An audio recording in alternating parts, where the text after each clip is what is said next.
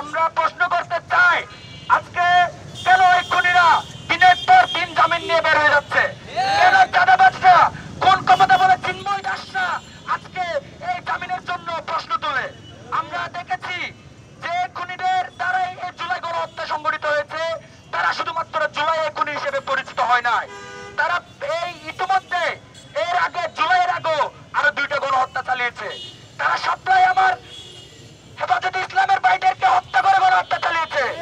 তারা আমার দেশপ্রেমী বিডিআরদেরকে গণহত্যা চালিয়ে আমার বোনদেরকে ভারতের হাতে তুলে দিতে চেয়েছে। আমরা প্রশাসনের কাছে স্পষ্ট চাই, হয় বিপ্লবীদের নিরাপত্তা দেন, না হলে ক্ষমতা ছেড়ে দেন। আমরা দেখেছি এই খুনিরাই বারংবার আওয়ামী লীগ পরিচয়ে, যুবলীগ পরিচয়ে, ছাত্রলীগ পরিচয়ে বাংলাদেশের রাজনীতি করেছে। আমরা দেখেছি এই খুনিরাই বারবার ক্ষমতার মসনদে বসে এই দেশের জনগণের সাথে বেইমানি করেছে। আমরা ইন্টারিমকে স্পষ্টতা জানিয়ে দিতে চাই, এই মিডিয়ার ভাইদের মাধ্যমে পুরো পৃথিবীবাসীকে জানিয়ে দিতে চাই, বাংলাদেশে ভবিষ্যতে এই 5 আগস্টের পরে কোন ভারতের প্রেসক্রিপশনে, কটুকেদের প্রেসক্রিপশনে কিংবা সেই আমেরিকার প্রেসক্রিপশনে বাংলাদেশের রাজনীতি চলবে না।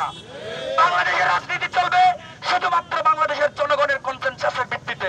আজকে আওয়ামী লীগের খুনিরা, ছাত্রলীগের খুনিরা পথে পথে মিছিল করে।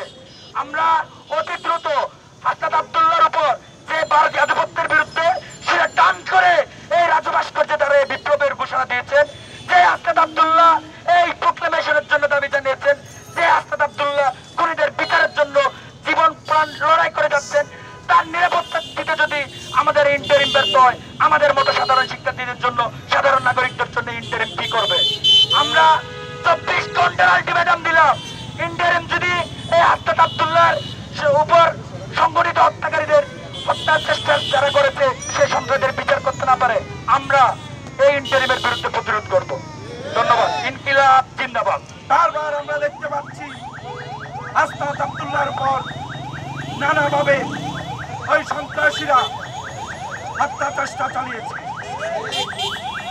এটি ভবিষ্যতেও চলতে থাকবে। আমি আসিফ খানের কাছে প্রশ্ন করতে চাই, আপনি কোন ক্ষমতা বলে ওই চেয়ারে বসেছেন? আজকে আওয়ামী লীগকে নিষিদ্ধ করার প্রশ্নে আপনি আইনের মারপ্যাচ দেখান আমাদেরকে, রাজনৈতিক দলের ঐক্যমত্যের মারপ্যাচ দেখান আমাদেরকে।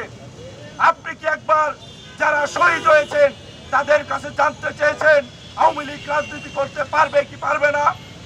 ওই 1400 শহীদের কাছে যান, ওই 1400 শহীদের আত্মীয়দের কাছে যান, তাদের কাছে গিয়ে জিজ্ঞেস করেন আওয়ামী লীগ রাজনীতি করতে পারবে কি পারবে না। দিল্লির এক সংগঠনে দেশে কোনো রাজনীতি করতে পারবে কি পারবে না। যে ইন্টারিম হাসনাত আব্দুল্লাহর মতো জুলাই অভ্যুত্থানের অগ্রনায়কের নিরাপত্তা দিতে ব্যর্থ হয়, আমি প্রশ্ন করতে চাই তারা আমাদের মতো সাধারণ নাগরিকদের কিভাবে নিরাপত্তা দিবে? অবিলম্বে এই সন্ত্রাসী হামলার সাথে জড়িত সকলকে গ্রেফতার এবং দৃষ্টান্তমূলক শাস্তির দাবি জানাচ্ছি। ইনকিলাব জিন্দাবাদ।